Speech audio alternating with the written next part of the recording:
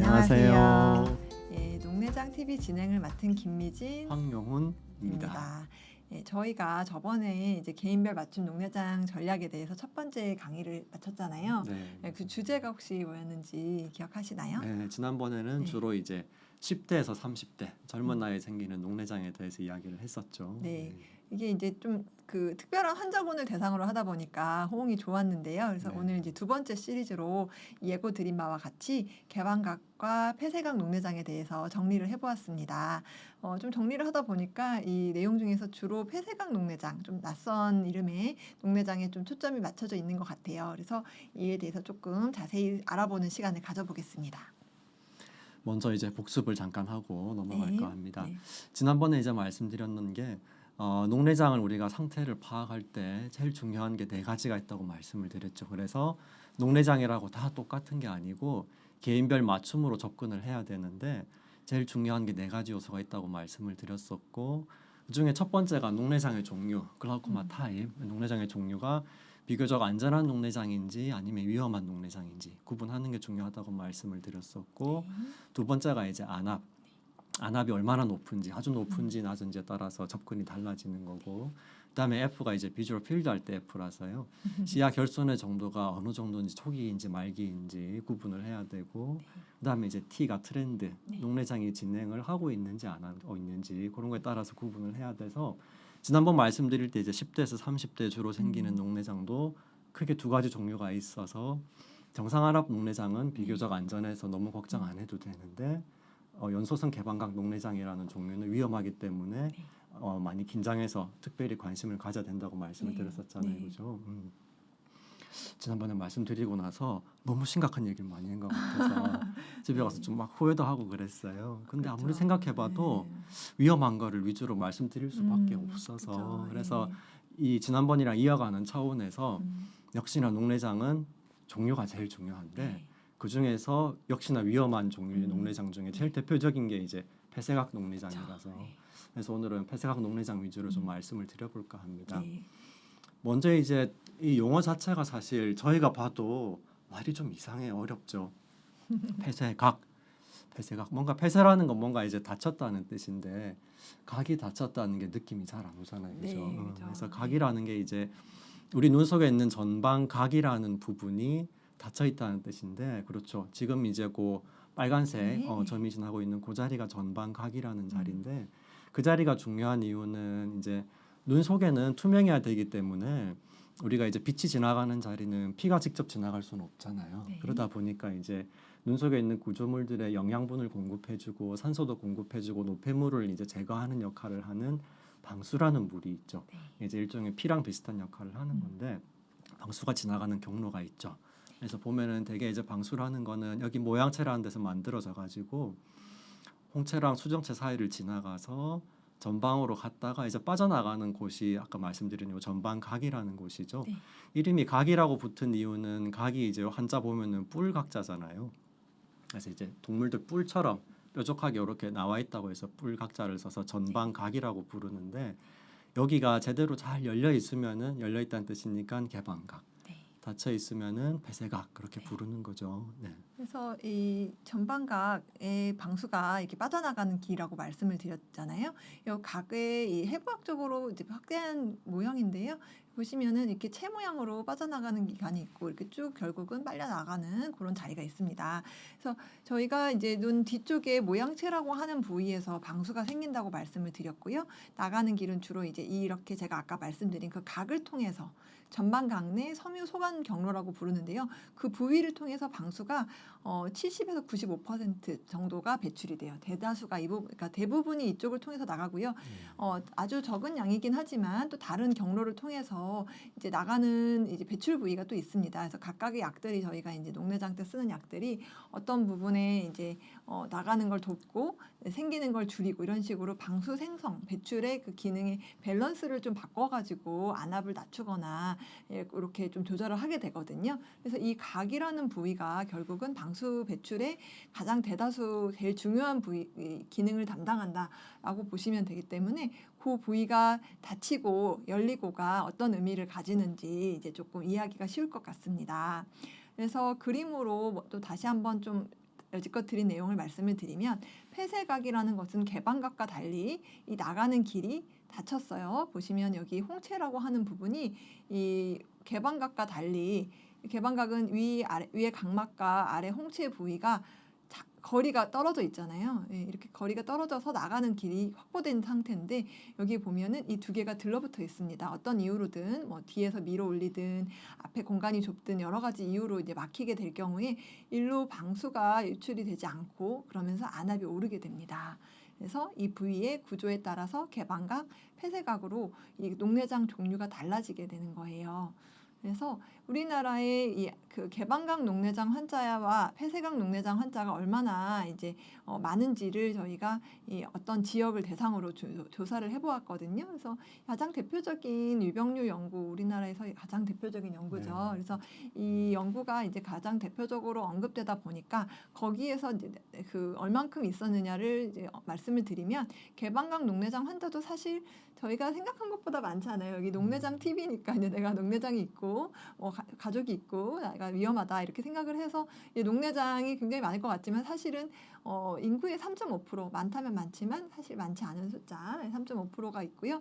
그것보다 훨씬 적은 폐쇄각 녹내장 환자는 사실 0.7%에 불과하게 이제 적은 낮은 유병률을 보였습니다. 그렇지만 이제 이렇게 오히려 드물다 보니까 내 눈에 어떤 병이 있다고 할 때 폐쇄각 녹내장이 있습니다. 그러면 대부분 잘 이해를 못 하시죠.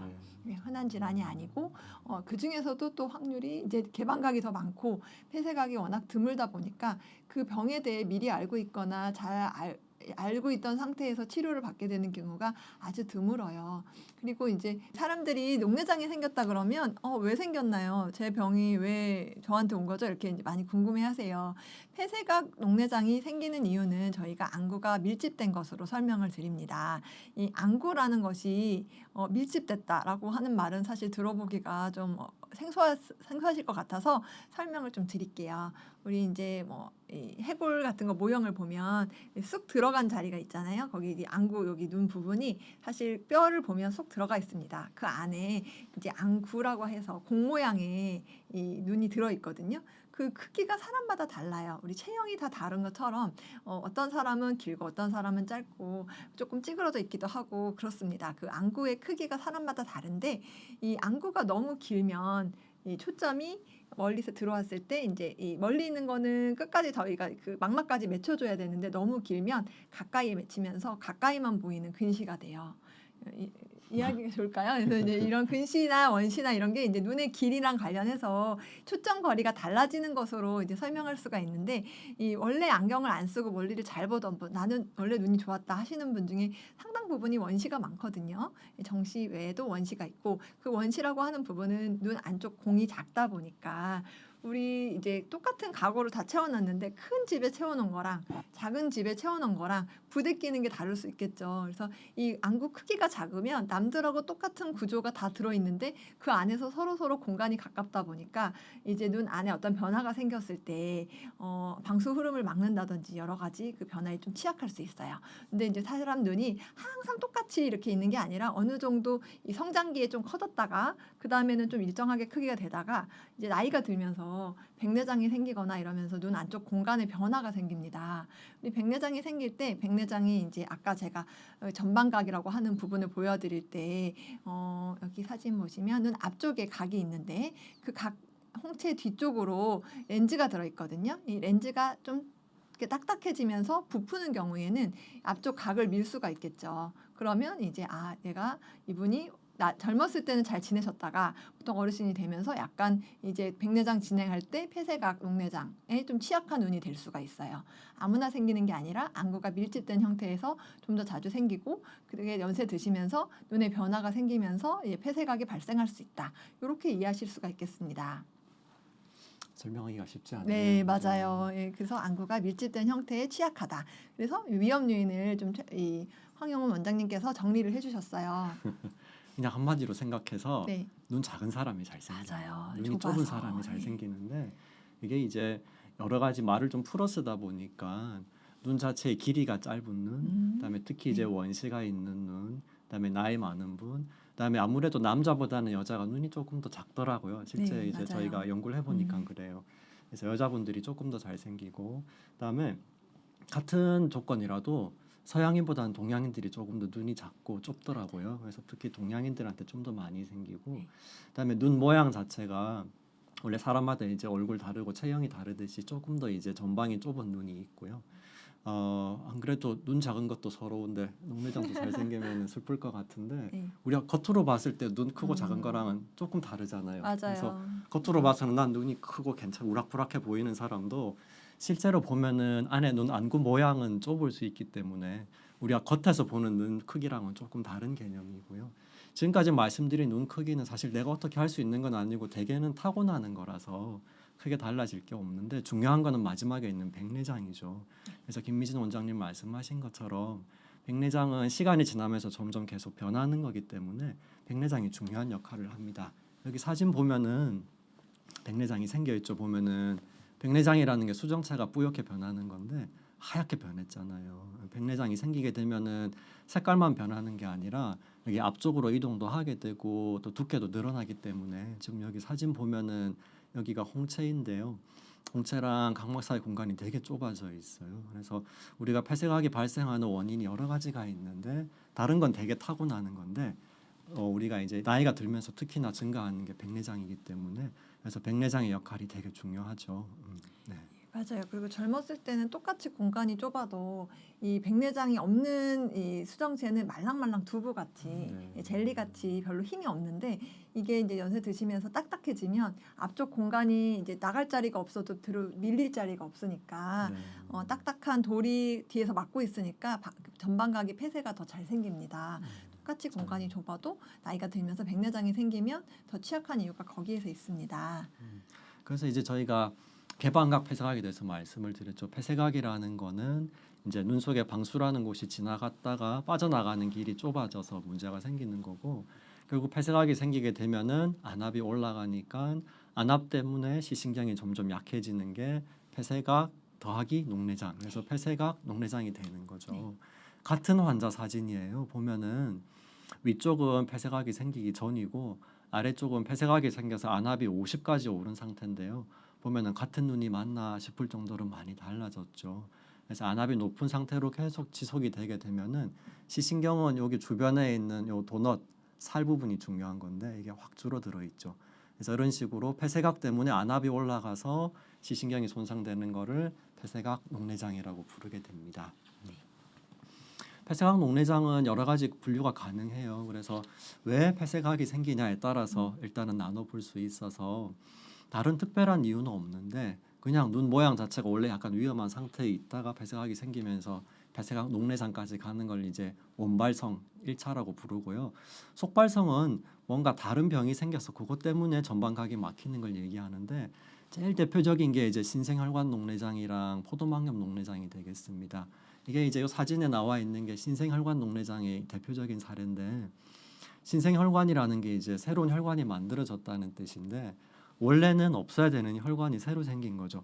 그래서 원래는 홍채 표면에 이렇게 혈관이 있으면 안 되는데 대개는 망막에 혈액 순환이 잘 안 되는 상황에서 이제 억지로 혈관을 만들어내다 보니까 홍채 표면에 이런 식으로 새로운 혈관이 생기게 되는데 이때 홍채만 생기는 게 아니라 아까 봤던 그 뾰족한 부분 전방각을 이제 사진으로 보면 이렇게 보이는데 여기도 혈관이 생기는 거죠. 이렇게 빨갛게 생겨 있잖아요.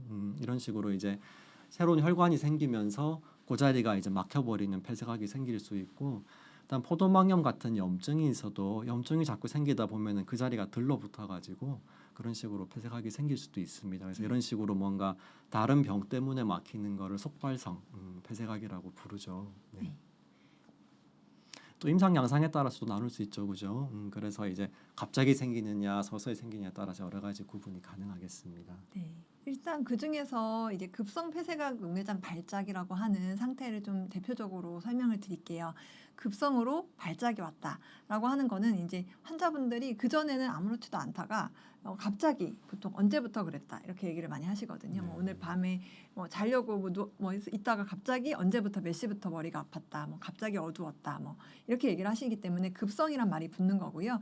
갑자기 안압이 오를 때 애매한 수치가 아니라 확 오릅니다. 그래서 원래 보통 압력이 20 이하에 있어야 되는데 이런 분들은 오시면 50, 60 더 오를 부분이 없을 정도로 맞아요. 올라 올라서 오세요. 그러니까 이제 증상이 급격하게 생기게 되고 이다음에 이제 눈이 압이 오르면 보통 눈만 아플 거라고 생각하지만 사실 머리도 아파요. 그리고 속이 울렁거리고 매실거려서 토도 하고 이제 눈이 이제 압이 오른 기간이 조금 길어지면 조직이 부어서 흐리게 보입니다. 그리고 주변 조직들이 이제 좀 충혈이 돼요. 그래서 여기 사진에서 보면 굉장히 충혈돼 있고 부어 있는 조직들을 관찰을 할 수가 있고요. 보면 이제 부어서 주름도 있고 이런 상태죠. 그러면 이렇게 됐을 때 이런 증상이 내가 급성 녹내장에 의해서 생길 수 있다는 거를 모르시면 응급실에 가가지고 CT 찍고 그다음에 이제 구토하니까 그런 토하지 않게 하는 약 쓰고 왔다가 나중에 조금 좋아졌을 때 보면 눈에 이제 여러 가지 탈이 나 있어요. 그래서 이런 급성 폐쇄각 녹내장이 이제 있고 이럴 때 어떤 증상이 생기는지 아시는 게 굉장히 도움이 되고요. 이렇게 급격하게 생기면 그래도 병원을 오시는데 여기 앞서 말씀드린 거기 임상 양상에서 보면은 잠복기도 있고 증상이 없을 상황에도 이제 없는 상태에서도 폐쇄각일 경우 있고 간헐적으로 살짝 경미한 증상이 생기는 경우가 사실은 오히려 놓치기가 쉽습니다.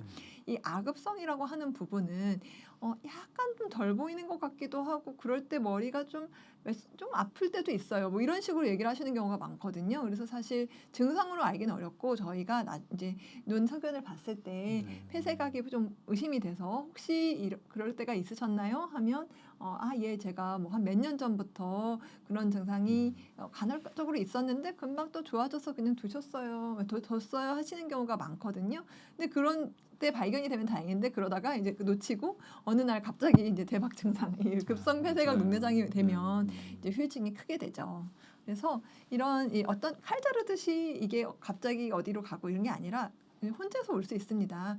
증상이 약간 자기가 느끼기 어려운 폐쇄각에 의심되는 그런 상태에서 잠복기로 있다가 갑자기 급성으로 가기도 하고 그냥 그 증상이 갑자기 생겼지만 워낙 경미해서 조금 있다가 다시 또 조직이 이 방수가 또 흐름이 돌 수 있거든요. 그러면 이제 또 좀 좋아졌다가 반복적으로 간헐성 폐쇄 반복이 되는 경우도 있고 급성 폐쇄가 왔을 때 굉장히 심하게 와서 이제 바로 증상 치료를 하게 되는 경우도 있습니다. 그리고 만약에 이 경미한 발작일 때 알면 다행인데 그거를 또 급성 폐쇄가 있었는데 저 또 좀 치료를 늦게 하면서 너무 압이 높은 기간이 길어지게 되면 만성적인 폐쇄각 녹내장이 되는 거고요. 그게 결국은 압이 오랫동안 높으면 신경이 버틸 수가 없으니까 녹내장 시신경 손상으로 이어져서 결국은 폐쇄각 녹내장 환자가 되는 겁니다. 그래서 이게 이제 사실은 어떻게 딱 여기서 여기로 넘어가고 여기서 여기로 넘어가고 이런 게 아니라 조금 혼재돼 있어요. 그래서 설명하기가 오히려 조금 더 복잡한 것 같습니다. 네, 그래서 진단을 어떻게 하면은 될까요? 그래서 아까 말씀드린 것처럼 겉으로 보이는 거랑은 좀 다르다고 그랬잖아요. 그래서 우리가 이제 눈이 얼마나 큰지, 눈 속에 방수가 지나가는 공간이 얼마나 넓은지는 여러 가지 안과 검사를 하면은 사실 어렵지 않게 알 수 있어요.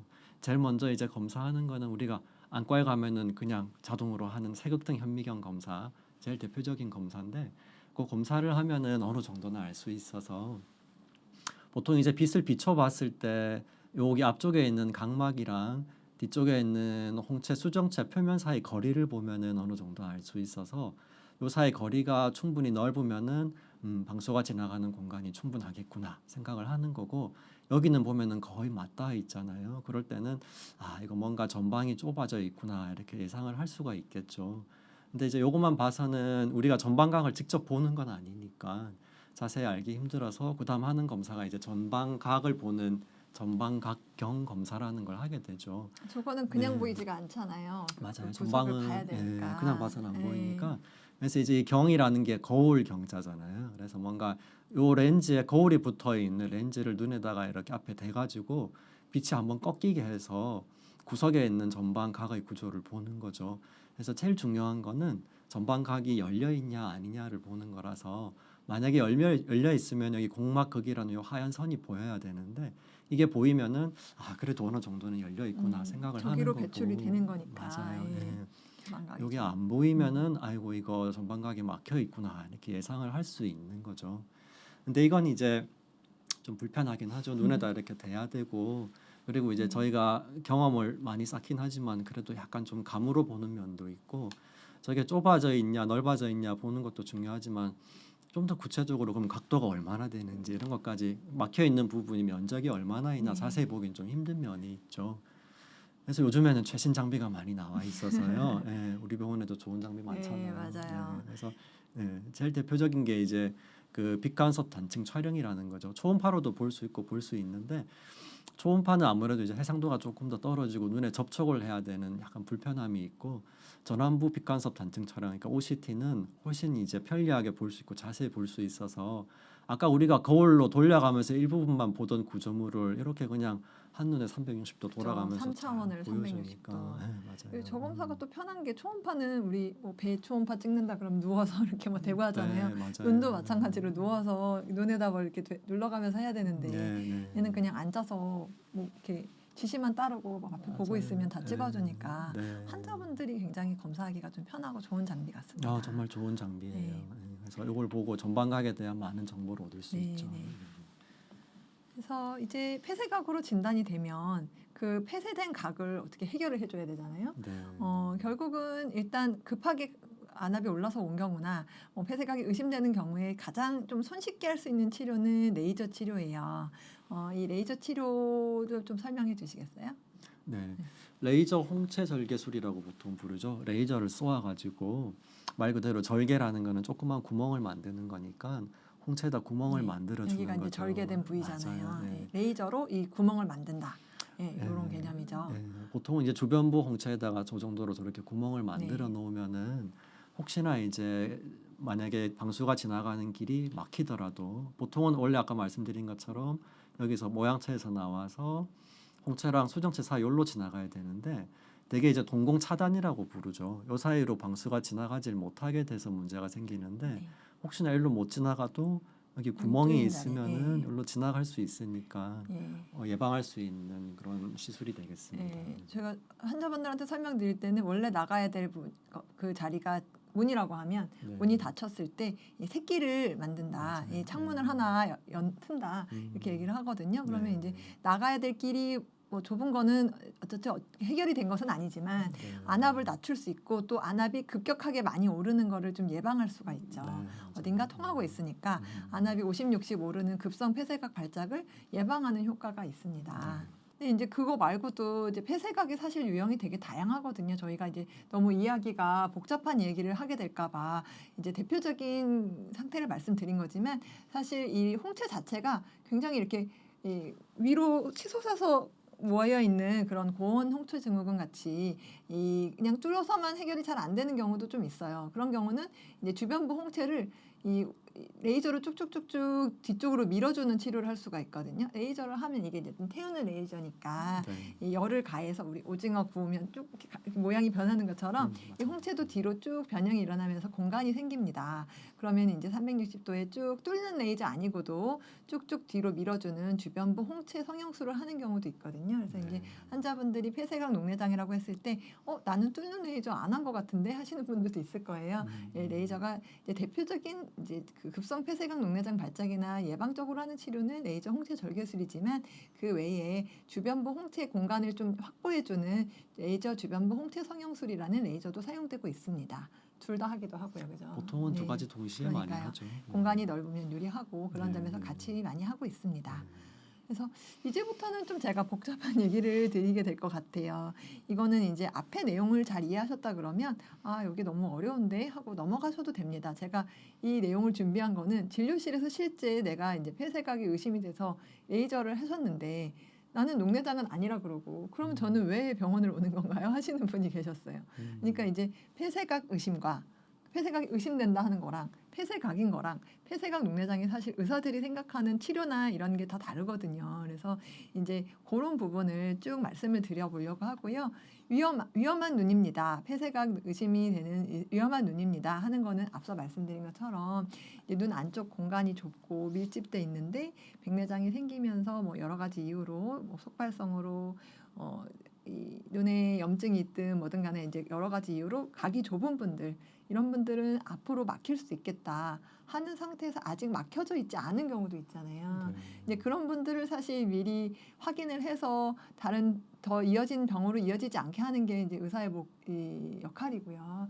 이 폐쇄각이 의심되는 환자에서 이제 의심됐는데 레이저 치료를 해가지고 폐쇄각이 조금 해소가 되는 경우도 있고, 그럼에도 불구하고 이제 만성적으로 눈의 공간이 좁아서 그 좁아진 전방각에 유착이 생긴다든지, 간헐적으로 레이저를 해놓거나 이렇게 했는데도 압이 오르는 분도 있거든요.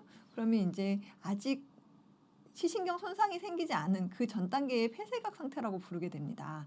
근데 이 폐쇄각에서 또 약을 쓰고 안압을 조절해서 대부분 이제 그냥 폐쇄각 내 녹내장 손상이 이어지지 않은 상태로 머물러 있는 분도 있지만, 그렇게 해도 신경이 결국은 상하는 폐쇄각 녹내장 환자까지 될 수가 있어요. 그래서 이제 이런 식으로 아까 저희가 증상에 따라서 급성이냐, 아급성이냐, 또 만성이냐를 나눴지만, 이 내 눈의 그 상태에 따라서도 폐쇄각이 그냥 의심 단계여서 레이저를 한 분과 실제 그렇게 했는데 쭉 경과를 봤더니 폐쇄각이 되고 녹내장으로 이어지는 환자, 굉장히 다양하게 존재하거든요. 그래서 이제 내 눈이 그 중에서 어떤 이제 치료를 하고도 내가 어느 정도 상태이냐에 따라서 보는 전략이 조금씩 달라져요. 그래서 그런 부분을 이제 그럼 폐쇄각이 의심일 때 레이저 치료를 안 해도 되는 건가? 의심이고 치료해서 없어지는 줄 알았더니 나중에 다른 병도 된다 그러고 꼭 그럼 레이저를 해야 되나? 이렇게 생각하실 수도 있어가지고 저희가 왜 폐쇄각 의심일 때도 레이저 치료를 권유하는지를 좀 설명을 드리겠습니다. 이 연구 되게 유명한 연구잖아요. 네, 예. 2019년에 란셋이라고 거의 제일 대표적인 의학 저널에 이제 보고된 내용인데요. 이게 폐쇄각 의심일 때 레이저 치료를 안 하면 어떻게 될 거냐에 대한 좀 이 의심을 해소하기에 좋은 논문이라 설명을 드리겠습니다. 사실 의학에서 이제 그 치료에 있어서 절대적인 예상은 없거든요. 뭐 항암 치료나 이런 것도 뭐 죽을 확률 몇 프로, 살 확률, 생존 확률 몇 프로 이렇게 그 확률로 얘기를 하잖아요. 결국 이 녹내장 환자도 치료를 하면서 그 결과가 확률의 문제로 이제 정해지는데요. 이 결론적으로 이 폐쇄각 의심 환자에서 레이저 치료를 했더니 급성 발작으로 이어질 확률이 안 한 환자에 비해서 47% 낮았다. 굉장히 큰 차이죠. 이게 47%나 낮춰줄 수 있다 그러면 우리나라 의료 환경에서 안 할 이유가 없을 것 같아요. 네, 네. 그럼요. 미국에서는 몇천 불 너무 큰 돈을 내고 위험성을 낮춰야 될지 고민할 수 있겠지만, 이게 다 보험이 되고 여러 가지 특별히 힘들어하지 않는 치료라는 점에서 이 정도로 효과가 좋은 치료를 이제 안 할 이유가 별로 없다, 이렇게 생각을 하고 있고요. 아까 황영우 원장님께서 이 동양인에서 이 개방각 녹내장에 비해 폐쇄각 녹내장 확률이 조금 서양인에 비해 높다라고 말씀을 해주셨는데요. 그러다 보니까 이 대표적인 연구가 중국에서 이루어졌어요. 그래서 중국의 이 50대에서 70대 노인 백내장이 있는 그런 인구대에서 폐쇄각 의심 환자를 이제 889명, 굉장히 많은 수를 모아가지고 한 눈은 랜덤으로 한 눈은 레이저를 하고 한 눈은 안 한 거예요. 안 했을 때 이제 한 3년을 봤더니 이게 이제 폐쇄각으로 이어지지 않느냐. 내가 약간 이게 폐쇄각이 될 것 같은데 한 눈은 해놓고 한 눈은 안 했을 때 폐쇄각으로 이어지는지를 이제 관찰한 연구이고요. 3년이나 길게 봤죠. 근데 이제 그게 봤을 때 폐쇄각 의심 환자에서 레이저를 한 눈에서는 여기 한 3년 전후로 이렇게 봤는데 한 10% 이내로만 폐쇄각이 되는데, 이 레이저 안 한 눈에서는 그거보다 더 높은 22%가 폐쇄각이 됩니다. 그리고 이 폐쇄각이 된 환자 중에서도 폐쇄각이 되면 이제 압도 좀 오를 수 있고, 그러면 이제 레이저만 한 상태에서 그치지 않고 약을 써서 안압을 낮추잖아요. 그럴 경우에 이제 약도 쓰고 레이저도 한 환자에서 5년 내에 폐쇄각 녹내장, 시신경 손상까지 이어지는 환자는 또 그 중에서도 한 11%예요. 근데 치료 안 했더니 5년 내에 37%다. 그러면 사실 의사가 폐쇄각 녹내장 의심 환자를 빨리 발견해서 레이저 치료를 하는 게 굉장히 의미가 있는 거죠. 네. 그래서 이 위험만을 찾아내서 레이저 치료로 급성 발작을 막고, 또 혹시라도 그 이후로도 그게 종료가 아니라 녹내장으로 진행되는지, 그런 의심소견이 있는지, 안압이 높은지를 경과 관찰할 필요가 있다를 보여주는 연구라고 생각이 됩니다.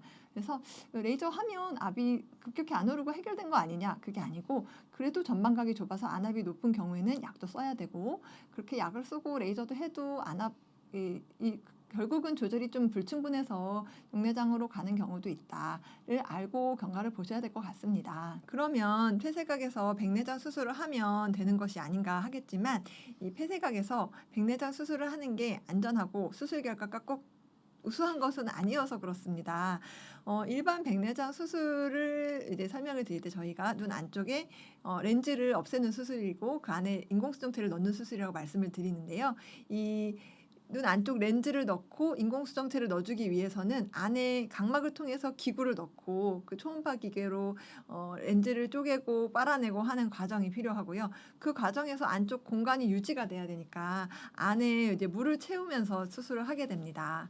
근데 이제 뒤에서 눈 안쪽 공간이 좁아서 뒤에서 밀고 있고 동자도 잘 커지지 않고 그런 상태에서 이 천장이 좁은 눈에서 이렇게 좁은 방에서 공사하는 거랑 마찬가지로 굉장히 각막이 가까운데 그 안에서 안쪽 쪼개는 그런 절차들을 하다 보니까 각막 내피 세포라고 하는 이 각막을 투명하게 유지하는 데 핵심적인 세포가 많이 죽을 수가 있어요. 안 그래도 이 압이 높으면 그 사이에 높은 안압 때문에 각막 내피 세포 수가 떨어져 있는 경우가 많은데 수술 조작 자체가 추가적으로 세포를 더 이제 손상되게 할 수 있고 또 그런 과정에서 눈 안쪽 공간이 좁으니까 안에 있는 홍채가 수술하는 그 상처 부위로 빠져나온다든지 또 안쪽 공간이 좁아서 이렇게 어찌어찌 수술을 하는 과정에 붓고 공간이 확보가 안 되니까 어렵게 수술하는 과정에서 뒤쪽 그 백내장 껍질이 터진다든지 여러 가지 2차 수술의 위험성이 좀 올라가는 경우가 있거든요.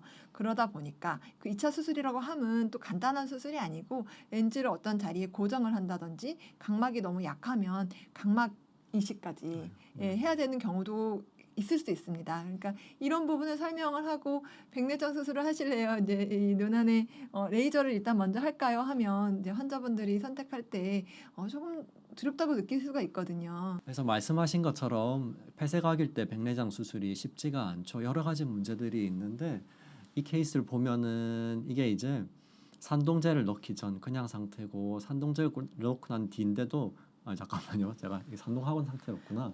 다시 할게요. 저도 이제 네. 여기 이게 산동한 거예요. 그거 돼 있네. ALP 레이저도 했고 설명하시면 될 것 맞아요. 같아요. 원장님도 논의 되시면 네, 이제 할게요. 바로 할게요. 돈이 음. 그래서 말씀 주신 것처럼 폐쇄각일 때 백내장 수술이 쉽지가 않죠. 예를 들면은 이 케이스는 제가 수술했던 분인데 폐쇄각이 있어가지고 레이저도 하고 여러 가지 약물도 쓰는데도 불구하고 점점 이제 백내장이 심해지면서 전방이 점점 더 좁아지니까 이대로 놔두면 안 되겠다 해서 백내장 수술을 계획을 했었는데 수술할 때는 저게 산동한 눈인 거죠? 그러니까요. 네. 산동제를 넣고 크게 키우면은 네. 동공이 적어도 이거보다는 좀 그죠. 커야 수술을 저 할 수가 있는데 레이저 하신 분들 잘 안 커지는 경우가 곧잘 있어요. 맞아요. 그래서 네. 이게 안 커지면은 요 안에를 수술을 해야 되니까 어쩔 수 없이 이런 식으로 이제 고리를 네. 걸어서 억지로 벌려서 해야 되고 그다음 요 보면은 각막이랑 요 수정체 사이 공간이 되게 좁잖아요. 그러니까 이 좁은 공간에서 억지로 하다 보니까 수술이 쉽지 않고 제일 큰 문제는 보통 이렇게 백내장이 있는 경우에 보면은 요 수정체가 주변에 이제 모양체 소대라는 가느다란 거미줄 같은 걸로 연결이 돼 있는데 그거 자체가 약한 경우가 꽤 있어서요. 맞아요.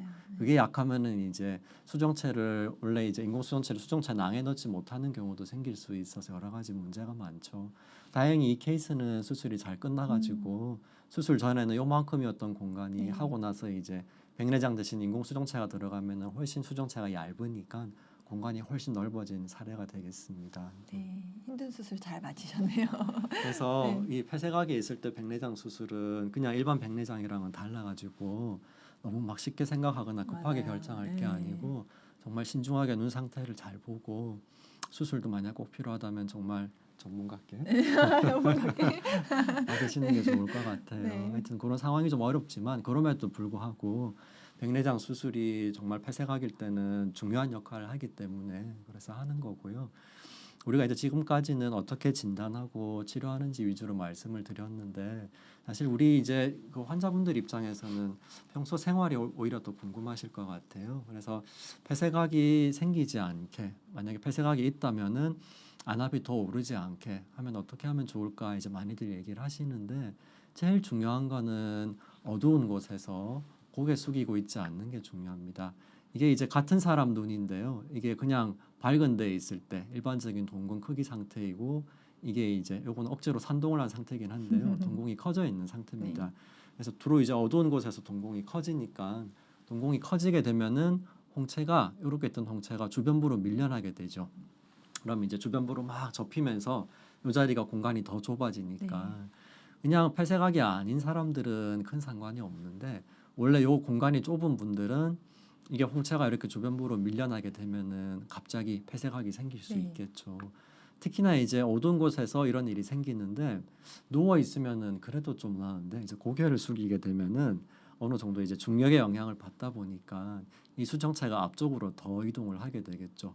그러면은 요 주변부 홍채 때문에 좁아지는 거랑 그다음에 요 수정체가 앞쪽으로 밀려나는 게 두 가지가 동시에 영향을 주게 되니까 그래서 이제 특히나 폐쇄각이 더 잘 생기게 되겠죠. 네. 제일 흔한 게 이제 어두운 곳에서 핸드폰 오래 보시는 거죠. 그다음에 네. 가끔 이제 오시는데 특히 김장철에 오랫동안 쪼그리고 앉아서 고개를 숙이고 있잖아요. 이제 그런 걸 하게 되면은 생길 수 있어서 혹시나 그런 걸 해야 되면은 조명은 너무 어둡지 않게 너무 밝게 할 필요는 없지만 너무 어둡지 않게 하면은 도움이 되고 너무 오랫동안 고개를 숙이고 있지는 마시고 혹시나 가능하다면 좀 이렇게 하늘도 보시고 좀 누워 있고 그렇게 하실 수 있으면 좀 도움이 되겠습니다. 그래서 첫 번째 조심해야 되는 거는 자세. 어두운 곳에서 고개를 숙이고 있으면은 폐쇄각일 때는 안압이 오를 수 있다는 거고 두 번째 조심해야 되는 게 이제 약물인데요.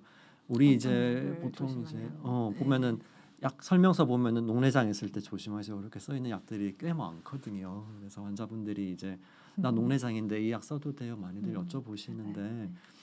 대부분 이제 그런 약들 중에서 중요한 게 이제 뭔가 동공에 영향을 주는 약들이 대부분이죠. 그래서 뭔가 동공의 크기가 커지게 되면은 아까 말씀드린 것처럼 전방각이 좁아지면서 안압이 오를 수 있기 때문에 대표적인 게 이제 산동제는 당연할 거고 정신과 약 항우울제 같은 거 그다음에 이제 알레르기 약 중에서도 항히스타민제 같은 것들이 그렇게 할 수 있다는 알려진 약들이 있어서 조심해야 되고요. 그다음에 이제 흔하지는 않은데 가끔 이제 식욕 억제제 같은 약들, 항경련제 그런 것 중에서 일부 약들이 눈 속에 있는 조직들을 갑자기 붓게 만드는 그런 부작용이 있는 약들이 있어서요. 그럴 때는 폐쇄각이 갑자기 생기는 경우도 있어요. 예를 들면은 원래는 이런 상태였는데 이분은 이제 다이어트 약을 드셨던 분인데 약 드시고 나서 갑자기 이제 여기 노란색 화살표 있는 부분이 눈속이 부은 거라서 부으면서 이 홍채랑 수정체 위치가 앞쪽으로 이동하면서 폐쇄각이 생긴 경우인데요. 이런 경우도 생길 수는 있어서 특히나 이제 약을 조심해야 되는데 모든 약을 다 조심할 필요는 없고 일부 약은 좀 조심해서 드시는 게 필요하겠습니다. 네. 여기 알레르기 약은 이제 저희가 보통 콧물약으로 얘기를 많이 하니까 감기약 뭐 이제 복용하려고 보면 녹내장 환자라고 했을 때 주의하세요 하는 성분이 이제 이 항히스타민제에서 주로 오는 거거든요. 그래서 감기약을 다 조심할 필요는 없고 이제 특정 성분들 좀 확인해서 드시면 좋고 좀 헷갈리시면 이제 주치이신 분한테 이거 먹어도 되는지 이제 문의를 하시면 네. 안내를 해드리기 좋은 것 같아요. 네, 맞아요. 그래서 이제 어떤 약을 먹어도 되나요? 이렇게 여쭤보셨을 때 우리가 이제 그래서 저희가 이제 이런 걸 하는 거잖아요. 나의 네. 녹내장 종류에 따라서 다르다는 거죠. 개방각이면은 대부분의 약 크게 문제 없어요. 딱 한 가지 스테로이드는 이제 혹시나 이제 안압이 오를 수 있으니까 조심해야 되는데 그 외의 약들은 크게 문제가 없는데 대신에 이제 만약 나의 녹내장이 폐쇄각이라면은 특히나 동공에 영향을 줄 수 있는 항우울제나 아니면 진정제 같은 거 보통 이제 내시경 받을 때도 그런 안내문에 나와 있더라고요. 그래서 내시경 할 때 쓰는 그런 약 같은 것도 폐쇄각이라면은 좀 조심을 해야 되고 그러면은 나는 폐쇄각인데 약 먹으면 안 돼요 이렇게 생각할 수 있는데 대개는 크게 문제는 없고 만약에 진짜 걱정되면은 미리 아까 말씀드린 것처럼 레이저 홍채 절개하면 돼요. 네. 하면은 대개는 막 심각하지 않으면은 미리 레이저 해놓으면은 약 드신다고 안압이 그렇게 오르는 경우는 잘 네. 없어서요. 그렇게 하면은 또 해결할 수가 있습니다. 그럼요. 저희가 보통 이제 안과에서도 뭐 당뇨 합병증 보고 네. 뭐 산동 자주 해서 눈 봐야 되는 경우에는 폐쇄각인 경우에 이제 미리 레이저 하고 안압 조절에 조금 영향을 덜 줄 수 있는 환경으로 만들어 놓고 네. 눈 검사를 하기도 하거든요. 그러니까 맞아요. 이 그런 주의사항이 있기는 하지만 적절히 대처할 수 있다. 이렇게 이해하시면 될 것 네, 같습니다. 맞아요. 그래서 레이저를 하게 되면은 아까 보신 것처럼 여기 구멍을 이렇게 뚫어 놓으면은 전방 훨씬 넓어진 거 혹시 보이시나 모르겠네요. 여기 저희는 잘 보이는데 그죠? 맞아요. 네, 이렇게 저기가 있던 거의 게 붙어 있잖아요. 많이 공간이 많이 넓어졌고. 생겼죠. 그렇죠. 네. 네. 그래서 혹시나 걱정되면은 레이저를 하기 때문에 폐쇄각이 있다고 약을 제대로 드실 걸 못 드시거나 그렇게 하실 필요는 없어요. 맞아요. 치료적으로 필요하면 미리 해결하고 상태를 보시면 됩니다. 네. 그래서 제가 이제 오늘 말씀드린 그 개방각과 폐쇄각 녹내장, 특히 그 폐쇄각에 초점을 맞춰서 설명을 드렸는데요. 이 폐쇄각을 정리하면 전방각이 막히면서 안압이 상승되는 상태이고요. 그게 이제 오랫동안 지속이 되면 녹내장 손상으로 이어져서 폐쇄각 녹내장 환자가 된다라고 설명을 드렸습니다. 또 특히 이런 폐쇄각에 취약한 눈은 원시, 작은 눈, 고령, 백내장 여자 환자의 이제 경우에 조금 더 리스크가 있다. 이렇게 이해하시면 되고요. 이 진단을 위해서는 안과에 오셔서 전방각 상태를 확인하면 됩니다. 처음에 이제 뭐 아주 복잡한 검사를 다 할 필요 없고 안과 의사가 이제 그 전방이 좁은지 넓은지 막혀 있는지를 살펴보고 추가적인 평가를 하게 됩니다. 그리고 예방적인 부분은 지금 방금 정리해드린 것처럼 생활 습관 면에서나 레이저 같은 것으로 조금 예방할 수 있다. 그리고 치료가 필요한 경우에는 레이저나 백내장 수술을 조금 고려할 수 있다. 그리고 또 약을 써서 추가적으로 안압을 안정시키면 됩니다. 이 백내장 같은 경우는 여기 일찍 수술 고려라고 한 부분은 보통 백내장이 있으면 안 보여서 수술을 하잖아요. 근데 이 경우에는 이 공간이 좁은 그런 말썽을 일으키는 백내장이라 그러면 그거 자체도 병이거든요. 꼭 안 보이지 않아도 얘가 눈 안에서 안압을 올릴 리스크가 있는 말썽을 부릴 여지가 있다. 그러면 나는 아직 잘 보이지만 그거에 비해서 조금 일찍 수술을 할 수 있다라고 이해하시면 되겠습니다. 그래서 저희가 이제 이 두 번째 시간 좀 복잡한데요. 이런 부분에 이제 설명을 드리면서 그래도 환자분들이 이 폐쇄각 녹내장으로 오시는 분들이 이 영상을 보시면 굉장히 큰 도움이 될 거라고 생각을 하고 있어요. 그래서 이 각각의 내용을 조금 상세히 말씀을 드리는 부분이 이 특정 질환이 있는 분들한테 특히 도움이 될 거라고 생각이 돼서 준비를 해보았고요. 다음 시간에는 어떤 걸 하시는지 좀 소개를 해주세요. 네. 당뇨병이 있을 때 생기는 녹내장에 대해서 말씀을 드릴까 합니다. 네. 사실 이 녹내장의 종류 중에서 우리가 처음에 말씀드렸던 게 연소성 개방각 녹내장, 제일 무서운 녹내장 말씀드렸고요. 네. 오늘 말씀드린 것도 폐쇄각 녹내장도 무서운 녹내장인데 그렇죠. 거기에 못지않게 또 무서운 녹내장이 있죠. 그래서 그게 이제 보통 당뇨가 있을 때 잘 생겨서 네. 그래서 다음에는 자꾸 무서운 얘기해서 좀 그러긴 한데요. 무서운 시리즈 세 번째인 거죠. 그만큼 중요하니까 네. 그래서 다음엔 당뇨가 있을 때 생기는 녹내장에 대해서 살펴보도록 하겠습니다. 네. 그러면 이렇게 저희가 준비한 내용을 받아보시기 위해서는 녹내장 TV를 구독해 주시고 알람 설정해 주시면 감사하겠습니다. 네.